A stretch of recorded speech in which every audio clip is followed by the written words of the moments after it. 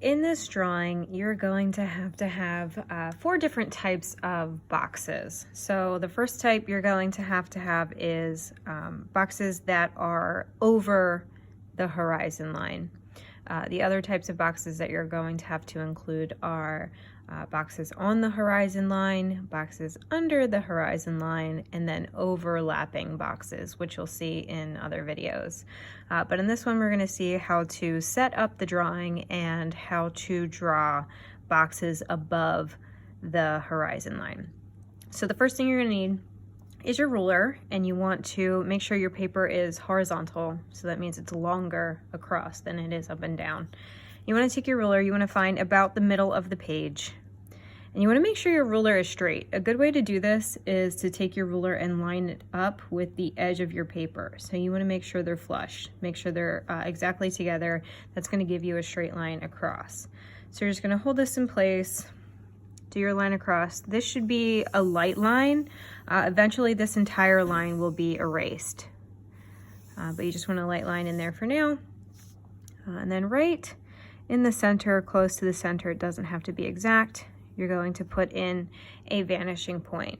This is where all of our lines will converge, where all of our lines will come together to make our boxes look like they are in 1-point perspective. Okay, so this piece is very important, a very vital part of your drawing. You're always going to use this point. To start on our boxes, we're doing some of them above the horizon line. So first thing we're going to have to do is make a box. Your box can be any size as long as it has 4 sides. So it can be, a cube, it can be a rectangle, it can be large, it can be small. So it's totally up to you. You want to make sure the lines for your box are straight. So I'm doing the same thing where I lined up the edge of my ruler with the edge of my paper. And for these ones, we're above the horizon line. So here's my horizon line. So I want to make sure I'm on this top half of the paper when I'm drawing for this step. So I'm going to draw the top and the bottom of my box. Right, and then I'm going to draw the sides of my box. So you want to make sure these lines are straight. I'm doing my little ruler trick for the vertical lines as well. So these are for the sides of my box.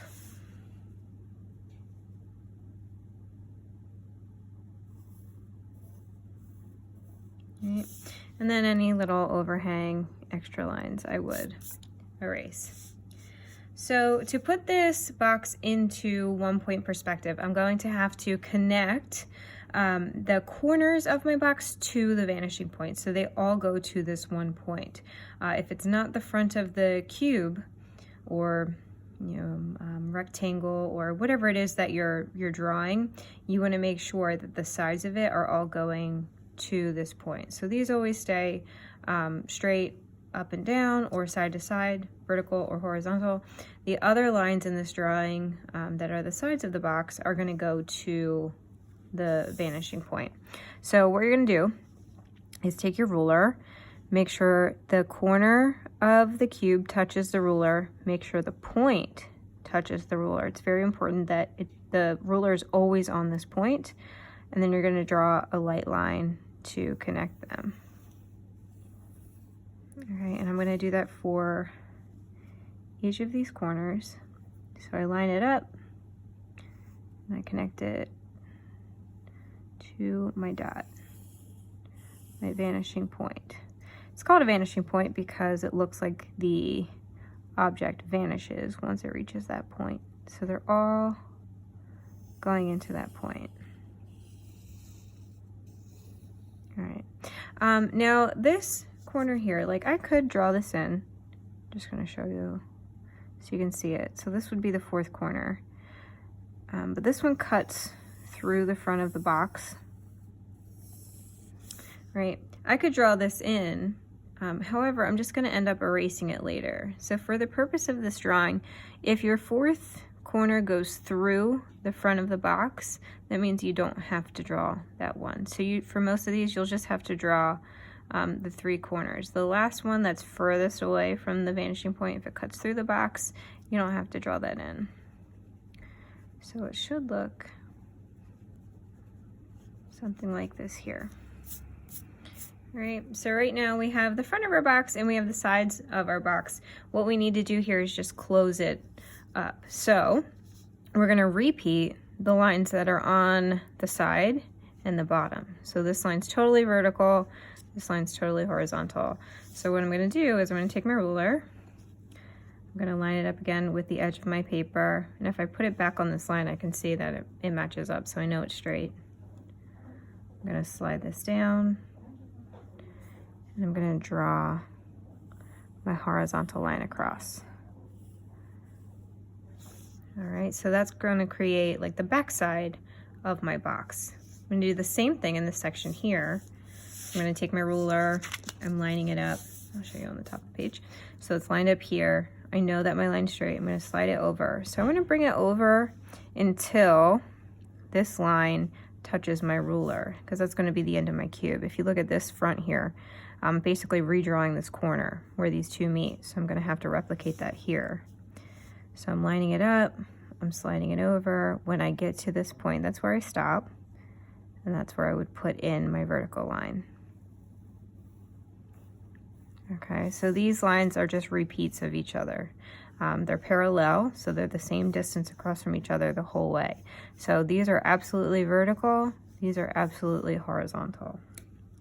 Right now the rest, I don't need. I can take this out. So that's why those lines that connect to the vanishing point, they're called orthogonals. Your orthogonals, you always want to draw pretty light because you're going to erase most of the line. Only a little bit of it inside of the box stays in. All right, so the horizon line is light and the orthogonals are light. And that's going to leave me with a cube in 1-point perspective.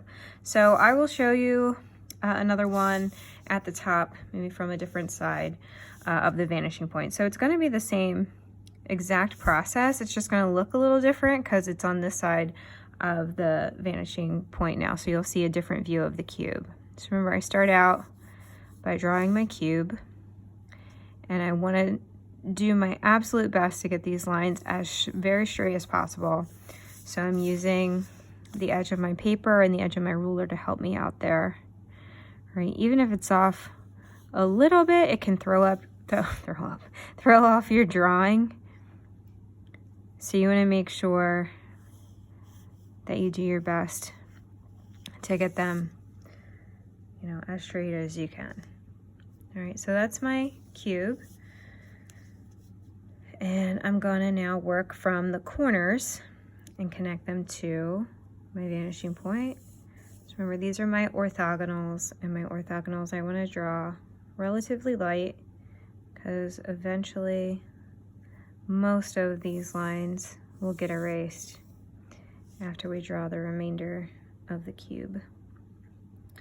Or rectangle. Okay, so that's that first step with the sides, and now we just need to close the rest of the box off. So we're going to create the back of the box, and this is a repeat of these lines here. So I'm just going to make sure my ruler is straight. I'm copying this line here for the edge of my cube.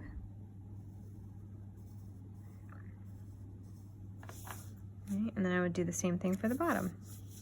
So I'm going to line it up with the edge of my paper. Straight lines are your friend for this assignment. Okay, so these repeat the front, right? And then you get rid of your extra.